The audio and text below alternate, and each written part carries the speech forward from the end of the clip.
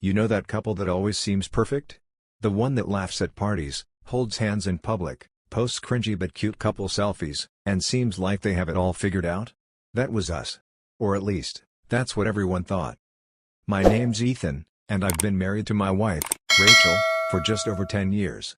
We met in college, did the whole late-night study dates and cheap pizza thing, and moved in together right after graduation.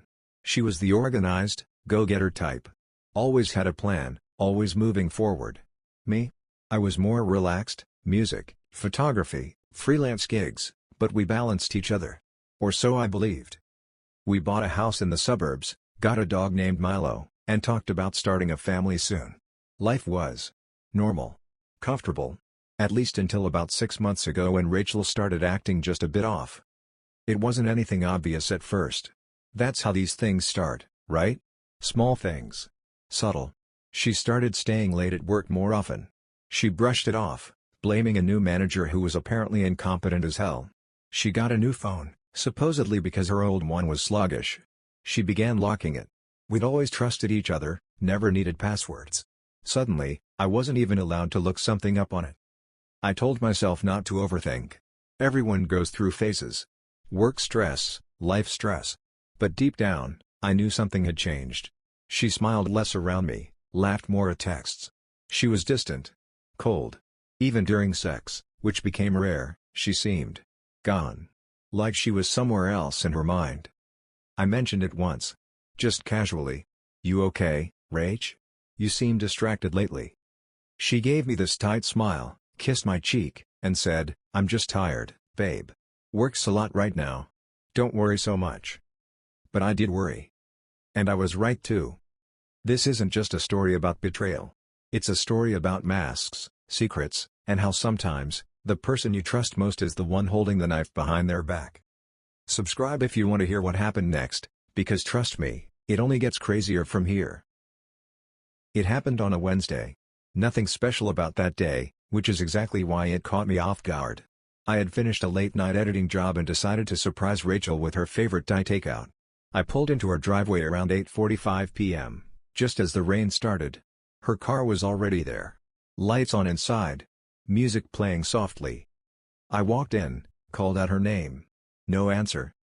I figured she was on a work call, so I kept quiet, dropped the food on the kitchen counter, and took off my shoes. That's when I noticed her phone buzzing on the coffee table. Screen up. Unlocked. Odd. Rachel never left her phone unlocked anymore. Hell, she barely let me see the thing. My heart was already in my throat. One message was on screen. I missed last night already. Can't stop thinking about you, kissing face emoji. It was from a number not saved in her contacts. Just a number. I froze. For a full 10 seconds, I couldn't move. Couldn't think. My brain was doing backflips trying to rationalize what I just read. Maybe it's a friend being playful? A wrong number? But that kiss emoji, it was personal. Intimate. I picked up the phone with shaking hands. The conversation thread was open. I scrolled. That thing you did in the shower. FCK. When can I see you again? I hate that I have to sneak around like this, but it's so worth it. My chest tightened. My vision blurred. It felt like being kicked in the stomach. Then I heard the bathroom door open upstairs. Footsteps. Rachel humming. I had 2 seconds to decide, confront her right then, phone in hand. Or keep pretending and dig deeper. I chose silence. I put the phone back exactly where it was. Locked it. Sat down. Pretended to be tired and cranky from work. She came downstairs in her robe, kissed me on the forehead, and said, "You're sweet. But you didn't have to bring food, I already ate." She smiled. That same smile she used on me for 10 years. And I realized, that smile was now a lie. The betrayal wasn't just physical, it was emotional, strategic, calculated. I wasn't just dealing with infidelity. I was sleeping next to someone who had become a stranger. And she had no idea I knew. After reading those texts, everything in our life suddenly felt fake. Every kiss, every inside joke, every lazy Sunday on the couch, I started replaying them all in my head. Was she already cheating back then? Was that smile real? Was I just some background character in her new life? I couldn't sleep that night. I laid in bed beside her, watching her breathe, wondering who she was dreaming about. My mind was racing, But I forced myself to stay calm. If I confronted her now, she'd lunge, I knew she would. She was too good at it. And I needed proof. Real proof. Undeniable, cold evidence. So I became a detective. The next morning, I told Rachel I had a client meeting across town and would be gone all day. Truth was, I called in sick and spent the whole morning researching how to recover deleted texts, clone a phone, and track activity without getting caught. I even watched YouTube tutorials from ex-private investigators. I created a burner email. Bought a cheap second phone. Installed tracking software. It felt wrong. Gross. But what else was I supposed to do? She made me the villain in a game I didn't even know I was playing. That night, I told her I was going to bed early. Instead, I waited until she fell asleep, crept downstairs, and connected her phone to my laptop. My hands were trembling the entire time, like I was the one cheating. What I found made my stomach turn. Hundreds of deleted messages. Voicemails. Pictures. Some of them were graphic. And the worst part? It wasn't just one guy. There were two. Different names. Different numbers. Same sick flirtation. Same betrayal. Rachel wasn't just having an affair. She was running a double life. The rage I felt in that moment. I can't even describe it. I wanted to wake her up, scream at her, demand answers. But I didn't. Not yet. Because now I knew. And I wanted to see how far she'd go. How many more lies she'd tell. I wanted to catch her in the act. The truth is, when someone stabs you in the back, the first cut isn't the deepest. It's the ones you watch them make, smiling, while you bleed. I spent the next 3 days pretending. Pretending I didn't know. Pretending everything was fine. Pretending I wasn't watching her every move, analyzing every word, memorizing her lies like they were lines from a bad play. I had become a ghost in my own home, silent, watching, collecting evidence while she kissed me goodbye and texted one of them minutes later. On Friday night, she told me she had a networking dinner downtown. Some industry mixer, she claimed. "Don't wait up, babe," she said, smoothing her hair in the hallway mirror. "It's all boring talk. You'd hate it." I smiled. Said have fun. But my stomach was boiling. As soon as the door shut behind her, I grabbed my keys and followed from a distance. I knew the route. I had her phone's location synced to the burner I kept in my glove compartment. I didn't need to tail her closely, just enough to watch the pin move on the map. She didn't go downtown. She drove to the east side, a quiet neighborhood full of old homes and dark streets. Her car stopped in front of a small brick house with a wraparound porch. I parked 2 blocks down and walked the rest of the way, heart pounding so hard I could feel it in my ears. She knocked on the door, and it opened almost immediately. A guy stood there. Tall, maybe early 30s. No hesitation, he pulled her in by the waist and kissed her. Deep. Familiar. I stood there, crouched behind a bush like some cliché in a bad movie, watching the woman I built my life with wrap herself around another man like it was the most natural thing in the world. They went inside. Lights off. Curtains drawn. That was it. 10 years together. And she erased it in 10 seconds. I walked back to my car in a daze. I didn't cry. I didn't scream. I didn't even feel angry in that moment. I felt empty. Like someone had taken a shovel to my chest and scooped out everything that mattered. But I wasn't done. Not yet. This wasn't just about watching her betray me, it was about making sure she couldn't lie her way out of it ever again.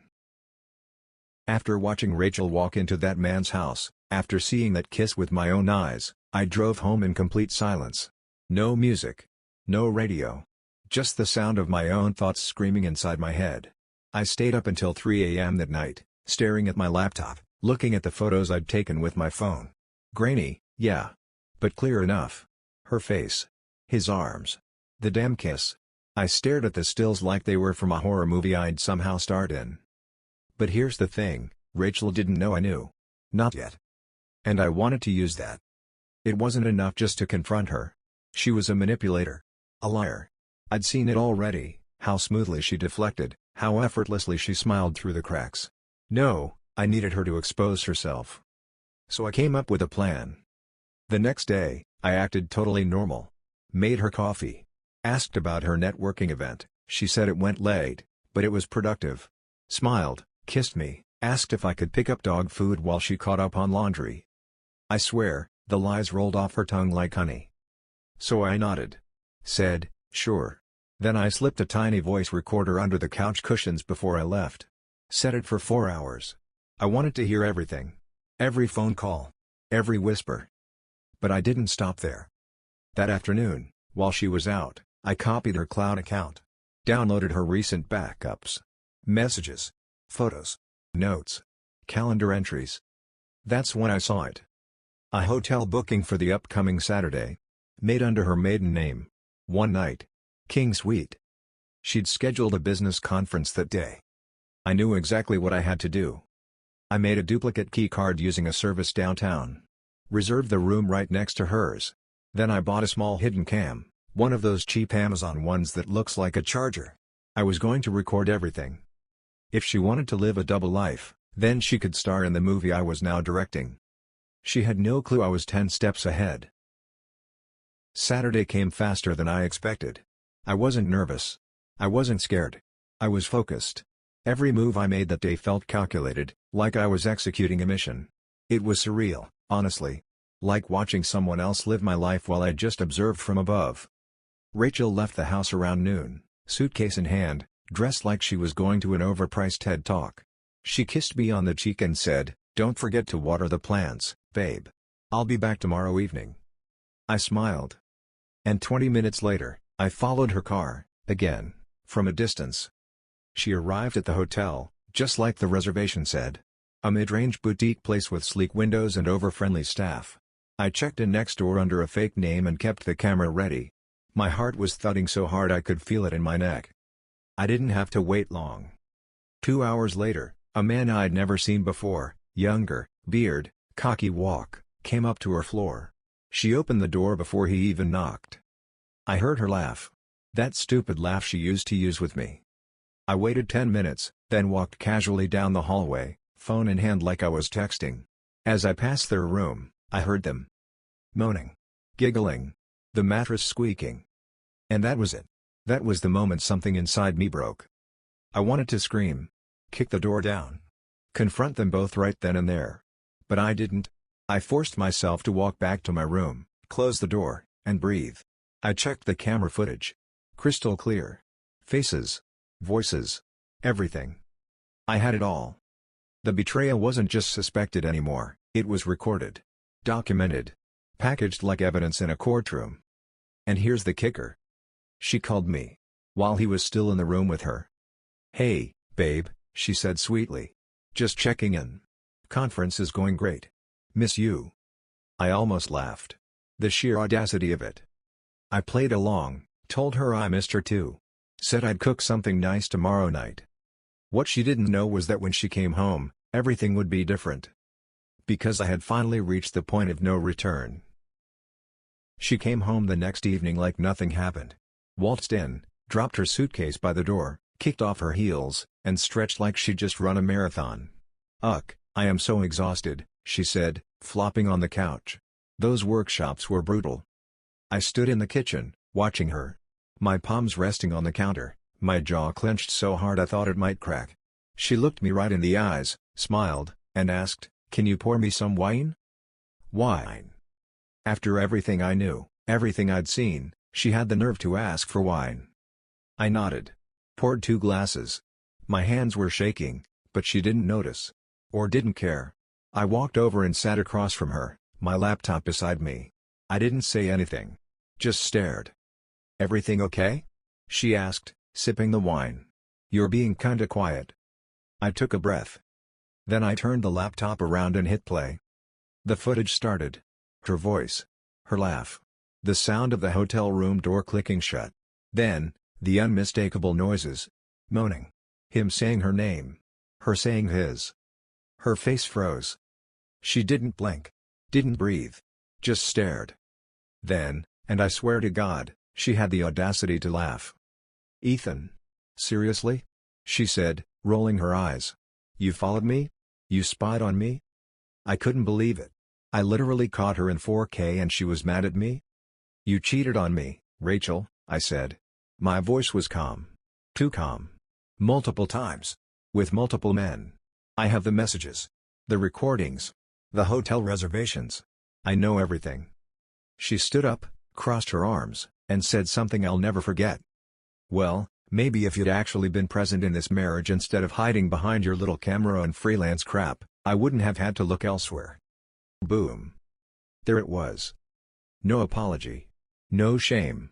Just blame. In that moment, I didn't feel sad. Or angry. I felt clarity. Like someone had pulled the last curtain off and I was finally seeing her for what she was. And I knew what I had to do next. I didn't say anything else after that. No yelling. No begging. No dramatic speeches.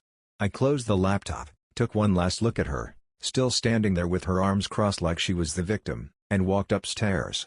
Packed a duffel bag. Just the essentials. Laptop. A few changes of clothes. Toothbrush. Milo's leash. I wasn't leaving him behind in that toxic house. As I zipped up the bag, I heard her downstairs, pacing now, muttering under her breath. She never once came up to stop me. Not even a fake apology. No, please don't go. It was like she'd already erased me from her life. I walked past her on the way to the front door. She glanced at the bag and scoffed. Oh, so that's it? You're gonna run away instead of working through it like an adult? That's what she said. Not I'm sorry. Not please don't leave. Just that. I didn't respond. I clipped Milo's leash to his collar, opened the door, and walked out. The silence between us was louder than any argument we'd ever had. I drove to my brother's place across town. He offered his spare room without asking questions. He knew something was wrong just by looking at me. I told him I needed a few days. Maybe more. But that night, curiosity got the best of me. I still had her phone synced to the burner. So I opened the message log. The second I left the house, she called him. Not the hotel guy. The other one. Hey, she said, he found out. It's done. Yeah. He left. I held my breath, waiting for what came next. She laughed. I honestly thought he'd throw a tantrum or something. But nope, just walked out like a kicked puppy. She wasn't crying. She wasn't scared. She was relieved. Like a weight had been lifted off her shoulders. And then he said, "So, does this mean we can finally go public?" And she said, "Yeah, I guess we can." That was the moment I realized, she didn't just cheat. She replaced me. I barely slept that night. Every time I closed my eyes, I heard her voice, laughing on the phone with him. That smug, careless tone. The same voice that once whispered I love you while tracing circles on my chest now made me feel like a stranger in my own memories. She didn't just cheat. She erased me. And the worst part? She didn't even look back. But I wasn't about to let her rewrite the story of our marriage like I was just a footnote. I may have been the one who walked out, but that didn't mean she won. Not yet. The next morning, I called a lawyer. A good one, recommended by a friend who went through a messy divorce last year. I showed him the photos, the audio, the synced messages, everything. He was impressed. "You've got a solid case," he said. "Especially if you're going after assets. Infidelity with documentation like this? It changes everything." Good. Because we'd built a life together, the house, the savings, the investments. I'd supported her through grad school, her early jobs, her startup phase that I now suspect was just code for sleeping around while I paid the bills. She wasn't walking away clean. I also reached out to her mutual friends. Not for sympathy, but because I knew she'd spin the story. She always did. He abandoned me. He was distant. We grew apart. No. I wanted the truth out there. So I sent them a short message. "Hey. I know things are going to come out in pieces, so here's mine. Rachel cheated on me, with multiple people. I have proof. I didn't walk away without reason. Just thought you deserved to hear it from me before the rumor mill started." Some responded with shock. Some went silent. One of them, her old college roommate, just said, "I always had a weird feeling about her. I'm so sorry, Ethan." And you know what? That meant something. Because I wasn't crazy. I wasn't overreacting. I was finally seeing her for what she was. And for the first time in months, I felt powerful. I wasn't going to win her back. I was going to win myself back. I filed for divorce the following Monday. My lawyer moved fast. We had the documentation, the timeline, and a strategy that hit harder than I think even I was ready for. I wasn't just ending a marriage. I was pulling the rug out from under the fantasy she thought she could keep living. The papers were delivered to her house on Thursday morning, while she was on a Zoom call for work. She signed for them without even pausing her meeting, didn't even glance at the courier. Typical Rachel, always focused on appearances, even when her world was about to burn. An hour later, I got the first text from her. "Are you serious right now? After everything, this is how you handle it?" No apology. No remorse. Just outrage that I'd beaten her to the punch. I didn't respond. And then, like clockwork, came the manipulation. "Can we at least talk about this before we involve lawyers? Don't you think you're overreacting? It wasn't like that. You're hurting us both by being so cold." Us both. That phrase hit differently when you've listened to her moaning another guy's name through a hotel wall. But here's where things got really interesting. Turns out Rachel had been bragging to her affair partner, the newer one, that she was going to finally leave her boring husband and that they'd take over the firm together. The firm? Yeah. She worked in a mid-size consulting company. And apparently, her little side guy wasn't just a fling, he was her supervisor. Which meant two things. 1. Company policy absolutely forbade inter-office relationships without disclosure. 2. He was married, too. So I made an anonymous call to their HR department. I didn't give names. Just facts. Dates. Hotel receipts. A few screenshots from the messages where she referenced late nights at the office. Just enough to light a fire under them. 3 days later, my brother texted me a screenshot from Facebook. Rachel had scrubbed her job title from her profile. Fired. Just like that. Her boss? Probably facing worse. And me? I slept better that night than I had in years. This wasn't about revenge anymore. It was about accountability. She played stupid games. She won stupid prizes. Losing her job hit Rachel hard, or so I thought. For the first few days, she was quiet. Withdrawn. Checking her phone obsessively, probably to keep tabs on what I was doing. But then the texts started again. More frantic this time. "Ethan, please. Can we talk? I'm sorry. I didn't mean for things to get this bad. I miss us. Let's try counseling." I didn't reply. I had already built walls thick enough to drown out her lies. Then came the voicemail. Her voice, shaky, almost pleading. "Ethan, please don't give up on us. I'm a mess, but I want to fix this. I need you." I sat there, listening, my heart breaking all over again, but not for her. For the years I lost to someone who didn't care. She showed up at my brother's place unannounced one afternoon.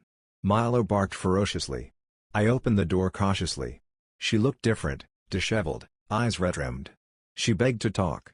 To explain. I told her, I already know everything. It's too late. She screamed then, a bitter, rage-filled scream that echoed through the hallway. "You think this is easy for me? You think I wanted to throw away 10 years? I was lonely. You were never there." The irony stung. She called me distant when she was the one living a double life. After that day, I cut contact. I started focusing on myself, therapy, friends, work, rebuilding. I learned something important. Sometimes, the hardest part isn't the betrayal. It's letting go of the person you thought you knew. She was gone. And I had to learn to live without the ghost of what we once had. After cutting contact with Rachel, I thought the hardest part was over. I was wrong. The silence was deafening. No calls. No messages. Just an empty space where 10 years of memories used to live.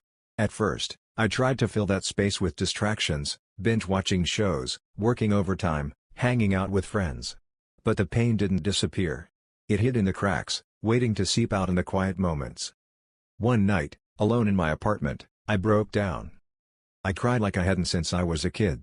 Not just for the betrayal, but for the man I thought I was, the husband who believed in a love that was one-sided. I grieved the future we'd planned, the family we never had, the laughter that was now just an echo. But that breakdown was also a beginning. I started therapy. It was hard, sitting in that chair, telling a stranger things I'd never said out loud. But it was honest. It was real. For the first time, I stopped blaming myself. I stopped wondering what I did wrong. I accepted that sometimes people change, and sometimes those changes leave wounds. I began to rebuild. I reconnected with old friends, took Milo on long hikes, picked up my camera again. Slowly, I found joy in the small things, the sun on my face, a good song on the radio, a genuine laugh. Most importantly, I learned to forgive myself. For staying too long. For trusting too much. For loving blindly. Rachel's betrayal taught me a brutal lesson: some people wear masks so well, you don't see the cracks until they shatter your world. But it also taught me resilience. And that, no matter how dark the night, there's always a dawn waiting. After months of therapy, self-reflection, and soul-searching, I realized something important. The hardest part wasn't just the betrayal, it was learning to trust again. Trust had been shattered like glass, and no amount of glue was going to fix it overnight. I wasn't sure I wanted to try at first. After Rachel, I swore off relationships. I told myself I'd never let anyone in that close again. But isolation came with its own pain, loneliness that gnawed at me during quiet nights and weekends. So I took baby steps. I started by being honest with myself about what I wanted and needed from people. I learned to recognize red flags I'd missed with Rachel. I rebuilt boundaries. I stopped settling for empty words or half-truths. Then, slowly, I started dating again. Not to replace what I lost, but to rediscover what connection could feel like. It was awkward, clumsy, and sometimes scary, but also refreshing. Most importantly, I learned to listen, not just to others, but to my own instincts. Opening up again wasn't easy. Trust is earned, not given. And every new person had to prove they were different. But with time, patience, and a little hope, I found that I could still believe in love, just not the way I used to. Rachel's betrayal left scars, but it also left me stronger. I'm not the same man I was 10 years ago, and that's okay. I've grown. I've healed. And I'm ready for whatever comes next. If there's one thing I want anyone going through this to know, it's this: betrayal doesn't have to be the end of your story. It can be the painful beginning of a new, better chapter. If you're reading this because you suspect or know your partner has cheated, I want you to know a few things, not from some self-help book, but from me, a guy who's been through the fire and walked out the other side. 1. Trust your gut. That nagging feeling, the subtle changes, the late-night excuses, they're there for a reason. Don't brush them off. You deserve clarity. 2. Gather your facts, but don't obsess. It's okay to look for answers, but don't let the hunt consume you. Focus on what you know and what you need to decide next. 3. Your feelings are valid. Shock, anger, sadness, confusion, it's all normal. Don't let anyone tell you how you should feel or how fast you should get over it. Healing is personal. 4. Set boundaries early. If you decide to confront or work through the betrayal, make your limits clear. Don't let manipulation or guilt sway you from protecting your emotional health. 5. Don't rush your decisions. Whether it's divorce, counseling, or separation, take the time you need. Big decisions deserve calm, not chaos. 6. Seek support, therapy, friends, family. You don't have to go through this alone. Trusted people can help you process and see things from different angles. 7. Remember your worth. Cheating says nothing about your value. It's a reflection of the other person's choices, not yours. Looking back, my biggest mistake was ignoring the signs and giving Rachel too many chances to lie. But I've also learned that letting go isn't failure. Sometimes, it's the strongest thing you can do. If you're struggling right now, know this: pain doesn't last forever. You can rebuild. You will rebuild. And when you do, you'll come out wiser, stronger, and ready to find a love that actually deserves you. After everything, the lies, the cheating, the heartbreak, I never thought I'd find peace again. But here I am, months later, sitting in my apartment with Mila sleeping at my feet, thinking about how far I've come. Betrayal feels like a bottomless pit when you're in it. You think you'll drown in the pain and never resurface. But the truth is, you can, and you will, surface. You'll breathe again. You'll laugh again. You leave and love again. What this nightmare taught me most is this: people reveal themselves, not with words, but with actions. Rachel's actions told me everything I needed to know. The love I thought we had was a story she rewrote without me. But I've learned to forgive, not to forget, not to take her back, but to free myself from carrying her weight. Forgiving her freed me. It let me stop being her prisoner and start being my own hero. I also learned to trust me again. To listen to my instincts. To protect my heart fiercely but open it carefully. To never settle for less than I deserve. I don't know what the future holds. Maybe love again someday, maybe not. But I do know one thing: I won't lose myself chasing a lie. If you're going through something like this, remember, Your worth isn't defined by someone else's betrayal. You are more than their mistakes. You have the strength inside you to heal, to rebuild, and to rise. Thank you for following my story. It wasn't easy to share, but if it helps even one person feel less alone or stronger, it's worth it.